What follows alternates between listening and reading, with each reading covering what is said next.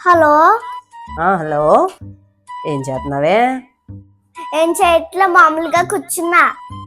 మా చెల్లెనకలా ఎవరో గాలోడు పడుతున్నాడే. అవునా, ఎవరు? మీ తమ్ముడేమో అన్న డౌటే. ఆవిడ మొహానికి సీన్ లేదులే. నిజమంటవా? నాకేమోనే మీ తమ్ముడే అని డౌటు. అవునా, నేను చూసుకుంటానా. ఏం చేస్తావే? దానికి ఒక టెక్నిక్ ఉంది, అతని రోజాతో చెప్పిస్తా. నువ్వు లైన్లోనే ఉండు, విను. గారా, ఏం చేస్తున్నావు? అరే, మా ఫ్రెండ్ శారద ఉంది కదా, తన చిల్లంకాయలు ఎవరో పడుతున్నారంట.